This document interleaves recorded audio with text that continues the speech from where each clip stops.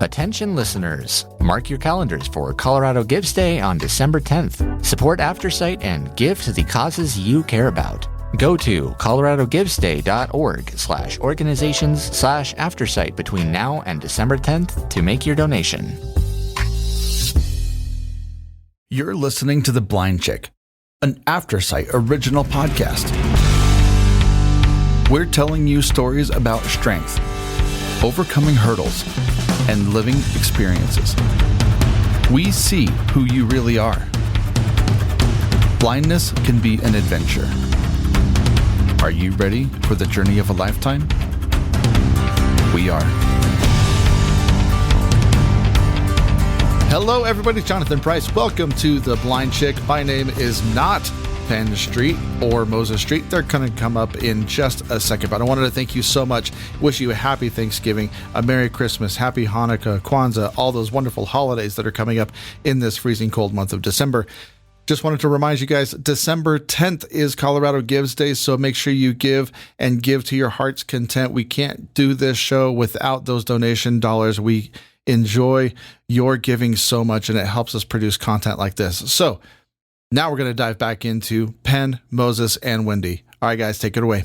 How do you, Wendy, get people over that fear? Because, like I know with my parents, my dad was more into, okay, yeah, you want to ride your bike, you're probably going to fall, but we'll pick you up. It's like where my mom would have put me in a bubble if she could have, and I know. Okay, we hear this. There's a camp. Yeah. Like, how do you get not just parents, but maybe teachers or even a community to open up to what you're doing? I would say it's probably all in our attitude. I call us pushers. There's no in Envision Blind Sports. It's like, we're doing this. You're going to try it. If you hate it, you never have to do it again. But you're sure as heck not going to sit on the sideline and tell me you can't try it, because there is no. Like, if you're coming to camp, you're trying all 25 sports that we do at camp. If you're coming to a clinic and there's 6, you're doing all 6. Like, we have been known to throw people on horses kicking and screaming, and then they absolutely fall in love with horseback riding. We have been known to push a kid onto a longboard, sit on a longboard, try it. No. And then they're just screaming with, this is the best thing I've ever done. So I think it's our attitude. What is a longboard? A longboard is a type of skateboard that's a little bit longer and bigger. Right. So it's a larger size of a skateboard. And we have some wonderful coaches that introduced it to our program about 3 years ago, and the kids love it. And the adults, but especially the kids. Yeah. How do they navigate? Well, they have a couple different choices. They can use verbal guides, they can use auditory guides, or, we put them in a place where we can say to them, okay, you have 50 yards in front of you and 10 yards on each side of you. And we let them go and explore their space. And, we have people out there, kind of bumper people, that would make sure that they don't run into a wall or fall off a curb, but try to give them that freedom to navigate the environment without being restricted by either someone, constantly holding on to them or talking to them. Like, it's so important to, not only do we want people to move, but we want them to move safely, but independently. As we want that to be an experience that's theirs and not something where they're just feeling completely suffocated by the person that's perhaps with them, but that they're doing it in the way that's independent as possible for them with their vision of level of vision. That's really, it's really neat. When you first said it, I was rejecting the idea that because longboarding would be a lot like skiing or snowboarding. And to just send the guy down that hill on a longboard with no guide, I'm sitting there going, wait a minute, you can't do that. But then as you were talking about it, I'm going, that makes so much sense, because the more the less chatter from the outside, and you start seeing, wait a minute, I can go down a sidewalk with nobody telling me where everything is. It would give massive confidence, I would think.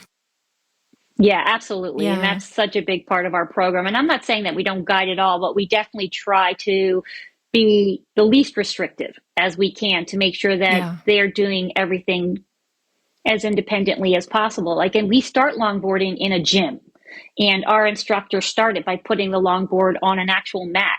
It's like, get to know the board, see how it feels when you move right and left. And then they progress to, you know, the gym floor, perhaps with someone to hold on to. And then they progress to maybe someone at the other end, just talking to them while they get from one end to another. So we just do a lot of little things where they just continue to increase their independence. We have to build their confidence first, though, especially with programs with our kids. I'm a huge believer in, I don't want to do anything with our kiddos that they're going to immediately be injured or run into something or get hurt, because then you've just completely blown their confidence. But if we can make sure that the progression that we take gives them that sense of, this is a safe activity for me, and then I can keep pushing the limits to how far I go with this activity, we have a lot more success and then a lot more love for that sport because it's done in the right progression.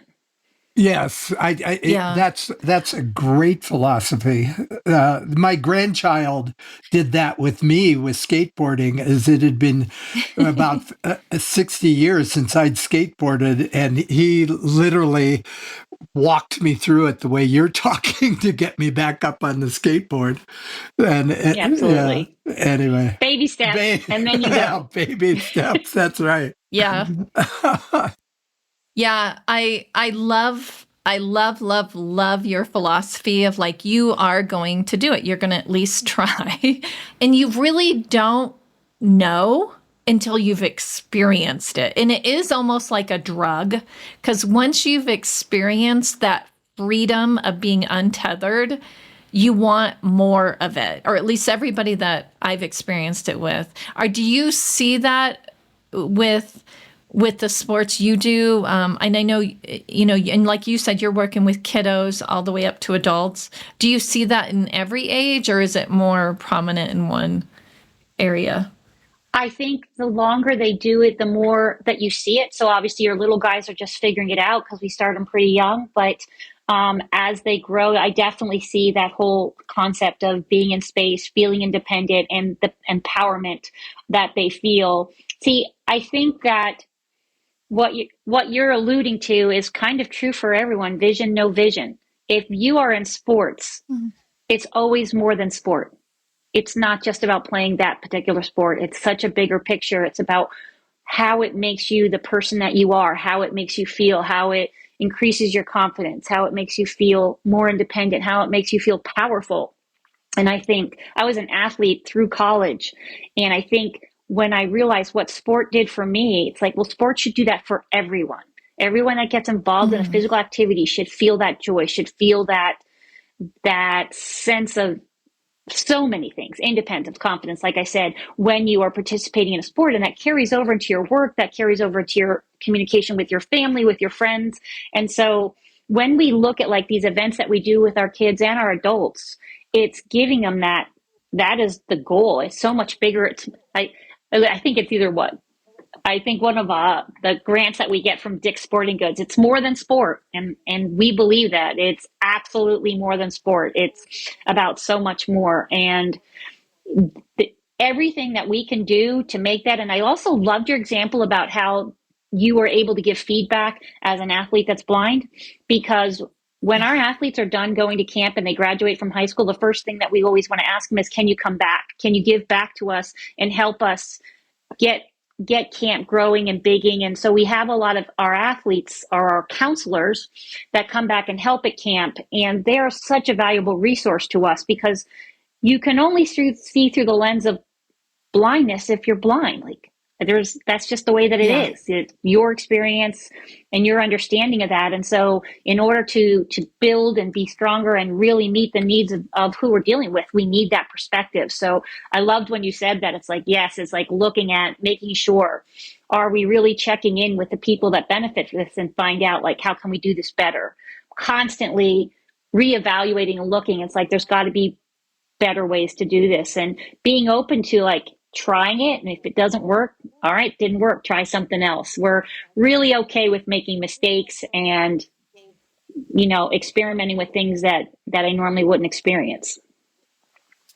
Yeah, that's well. Going along with that, it's getting a little into the how-to because we don't normally get to do this. Is you're located in Pennsylvania? Are your events within the Pittsburgh area? Or do you go all over the state or out of state? We have gone out of state. We don't go out of state much, but we have. We've gone to Ohio. We've gone to Kentucky. Okay. We've gone to New York. We do go, but a lot of people come to us. It's nice with camp because it's 7 days and people can travel a distance, drop their kids off, come back 7 days, and it makes the travel worth it. For our one-day events, I would say we still have people that I'm amazed at how many people would drive 4 and 5 hours to come and ski for a day because they don't have a program near them. Or I know with our goalball clinic, we'll get people from multiple states that want to come to a goalball clinic. And a lot of what we do, yes, is in Pennsylvania, but we want to be able to try to, like, even within Pennsylvania, we haven't met all the needs of people in Pennsylvania. There's some other organizations out in the East Coast that are trying. And that's one of the things that we're trying to do within the blind sport community is like, hey, let's get our act together so that we know where we're all at so that we can better meet the needs of blind athletes. So people can come from all over the country to you. You don't have to be from Pennsylvania to sign up. Absolutely to not. come. Yep. And doesn't matter. And your camp runs all summer, or then do you have winter camps? We have a week camp in the summer, and then we have monthly and bi-monthly events, and then we just have an 8-session program for skiing, 4 in Pennsylvania and 4 in Vermont. So, nice. That's our ski season is like we go every other weekend and then we go to Vermont for 4 days, sometimes longer. So it varies. Like our camp is held at Penn State Barron, which is in Erie. And so that's where people have to come to if they want to be part of camp. But like our next event is south of Pittsburgh. And sometimes we've had requests to head over towards the Harrisburg area or, Scranton, that area. So we're constantly looking into, okay, how can we maybe reach out to some of the people that haven't had this ability to be exposed to multiple different types of sports. So we have a long way to go. Yeah. I wish there was a national, I don't know if organization is the right word, but like, so if you were in Pennsylvania, you could go onto that website and it would show you guys like, oh, I could go do this here. Or if they were in Illinois, there is a pretty big organization that does that, Penn. So if you go on to Move United, so Move United is the largest disability sport organization in the country, and they're really working on, their goal is to have something accessible within 50 miles of every person with a disability, regardless of the type of disability, any disability. And so we are a chapter of Move United, and joining with them has really helped get the word out. And we're now, like, I just talked to another blind sport organization over on the eastern side of the state, and they're like, hey, we're looking at Move United. I said, highly recommend it. If you go into Move United, you can put in your state, you can put in your sport, and you can Google it, and they'll come up with, okay, here's chapters. And even if for a person that's blind that goes in and they might like look up either a skiing organization or mountain climbing or whatever it is, sports, even if that organization can't fit their needs, I bet you they would try. They would try to connect you. So that is the goal of what Move United is trying to do. But under that, we just had a push. Literally, I was just talking yesterday to a gentleman about this, is we within the blind sports community are trying to say like, hey, we have these grassroots community organizations. What can we do to make sure that we know who's doing what, how we can encourage other organizations, how can we help them grow? Like I have people from Eastern Pennsylvania call me and I'm like, you're 6 hours away. Camp is an option, but all of our other options aren't great for you. Here's this organization. BSO is over there. Check them out, see what they have to offer. Like we need to work we're not a competition. We need to be a community when it comes to promoting blind sports. Okay. I had no clue. I have never heard of it. So that's awesome. That's Penn, awesome. they do a huge thing out by you in your area coming up the 1st of December. They have a ski spectacular, and it is in Breckenridge. And we went out last year to see if we could learn more about guiding and things like that. It was a fantastic opportunity. So they have different types, they have all different kinds of skiing for all different types of disabilities, but they definitely have a place for blind skiers too. So you might want to look into that. It's just a neat way to connect with the community in that. Absolutely. And I have skied there with their program, their the BOEC outdoor education. Yeah, BOEC, yes. They're great guides. So Wendy, how do you get funding? You mentioned Dick's Sporting, but I'm sure they don't fund your entire program. Yeah. So how does that work? How much do the athletes? Yeah. Okay. I would say back in the years of 2006, I raised money by begging, but I've come a long way since then. Okay. And now we do grant writing. We have people that host fundraisers for us. We have just all kinds of different avenues where we have individuals that are willing to donate like a certain amount a year. We have a golf outing every year. We do the marathon in Pittsburgh through Dick's Sporting Goods, and we have people that will run the race and raise money for us that way. We have, like I said, we have Joe Schmo that might give us $20, and then we may have an individual that will give us significantly more than that. We do spend a decent amount of time. We've gotten grants through Move United. We've gotten them through Gatorade and Dick's and the Penn's Foundation, which is part of the Pittsburgh Penguins, and goodness gracious, so many others. And then, like I said, some really and I think once we became a nonprofit, that was a game changer for us, and we were able to do much more with our fundraising. But it's a constant evolution of trying to get better and better at what we do. And the more visible you come, I think it actually pays off in dividends because people feel more confident giving to you when they know that you're actually getting things done. Yes. Right. So how do people find out more about you and what you do and maybe, if they want to get involved in some way, they're volunteer or even donate? Absolutely. Yes, how all do of they those find things. out? So we have a website, envisionblindsports.com. That we're really easy to Google there. We also have a very active Facebook page where you can go on and really see what we do. We have an Instagram page. We're in LinkedIn. We're just growing our LinkedIn. But if you want to volunteer, you can go. If you want to volunteer, if you want to donate, if you want to be an athlete, if you want to recommend something like somebody or connect us to someone, there is an actual form through the website. Click a button, fill it out, sends us an email, and we probably get emails from that every single day where we reach back out to those people and tell them a little bit about who we are, answer their questions and their needs, and see if we can help them out. Or we get a lot of volunteers by word of mouth too. We have an amazing, I can't even stress how blessed we are when it comes to volunteers.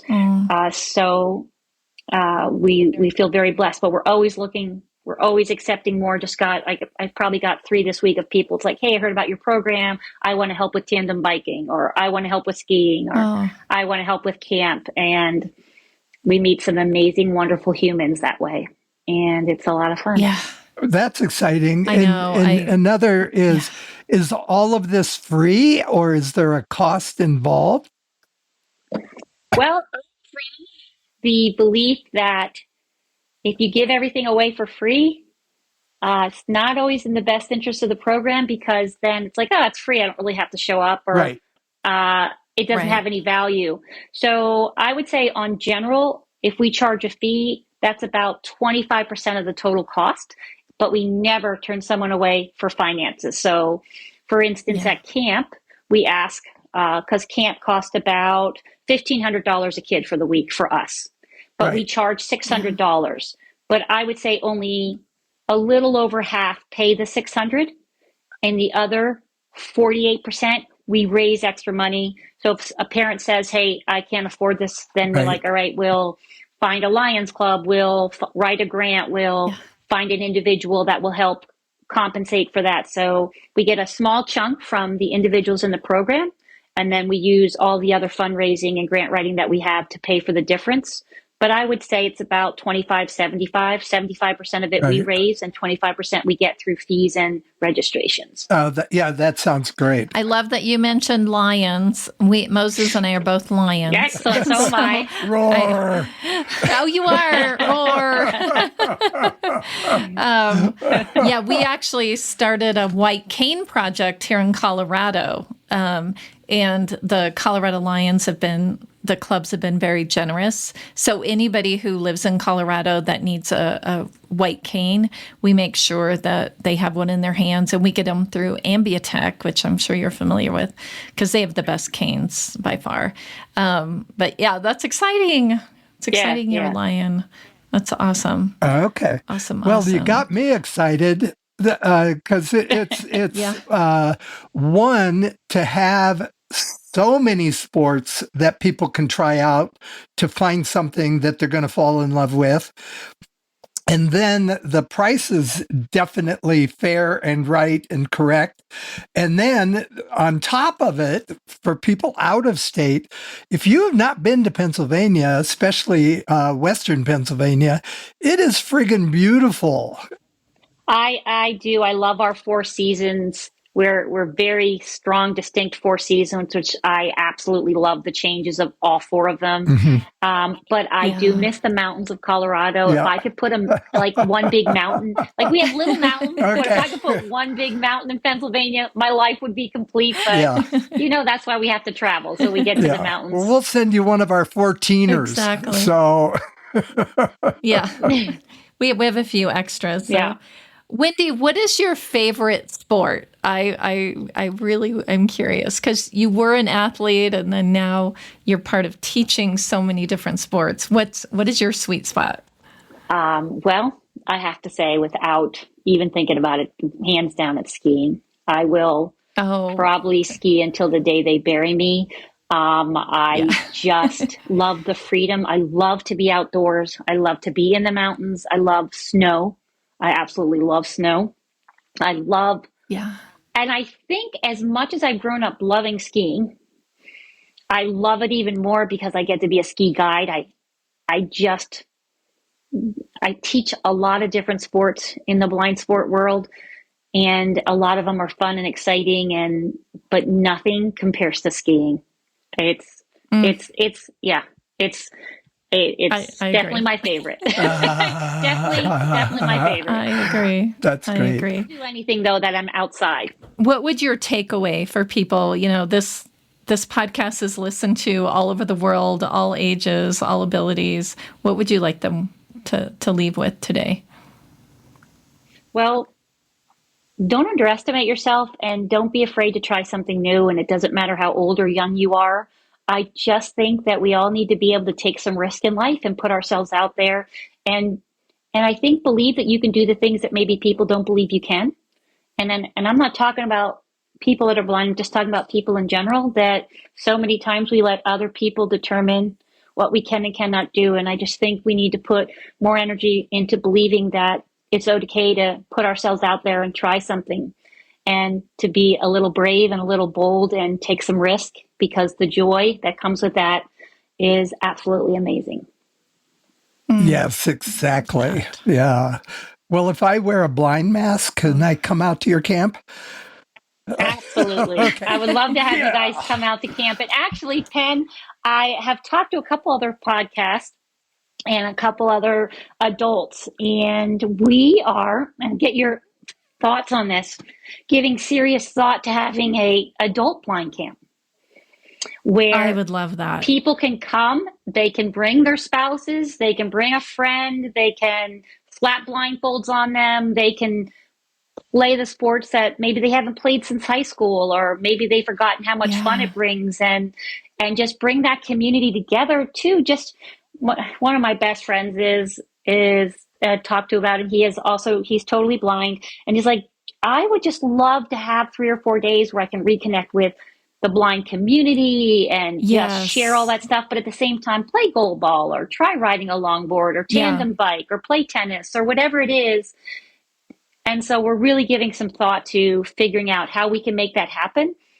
and kind of excited at the prospect. Let me know. I will. Let me know. I would love it because it's so true. Like they have conferences, these big, huge conventions for people who are blind and low vision, but it's a conference. Like you're sitting in a big ballroom, there's speakers. It's not active. Right. So to be able to like actually play and interact with people, it would be such an incredible experience. Like definitely send me your email. I'm going to put you on our list because I would love to see it happen within like the year. I'm going to talk to a couple universities in our area. We're trying to figure out what makes sense. It would probably have to be, like a summer month because we would be able to, hopefully instead of using hotels, be able to use a dorm and save some costs. But if not, we can look at, we have a lot of ideas running around, and then I'm sure we're going to reach out and say, okay, what sports do you want to see? It'll have a different feel because it'll be a grown-up camp instead of a kid camp. But at the same time, could be a real blast. I don't know. I'd like to try longboarding. Yes, you got me excited. I would love that. That would be, I think you would enjoy it. Love that. Oh, we can do that. Well, Wendy, thank you so much for joining us today. I know you're crazy busy. You're still in the middle of your camp season and you have a big event coming up. But really thank you for not only for what you're doing, but why you're doing it. It's, as a blind kid, those teachers, those coaches that took a little bit extra time with me to show me that I could do these things really had an impact on me all the way even to now. So it's what you're doing is laying a foundation for these kiddos to have a more positive future. So I thank you. Oh, and thank you for what you're doing. Out there, this is fantastic. Thanks. Oh, thanks, Wendy. And definitely everybody out there, check out envisionblindsports.com. And that's ENVISION for Envision. And I think it might be forward. And see what, see how you can help and get involved. And then, of course, absolutely thank Aftersight for making this podcast possible. We absolutely couldn't do it without them. And Jonathan on the back end making us sound good. So we really, really, really appreciate it. Thanksgiving is coming up. It's right around the corner. So however you celebrate or don't celebrate, but take a moment, for yourselves this time of year and make sure that however you spend this holiday season, you do take some time for yourself because it can be a little bit nuts this time of year. And remember to be kind to yourselves and find a way to be kind to somebody else. It's good for your soul.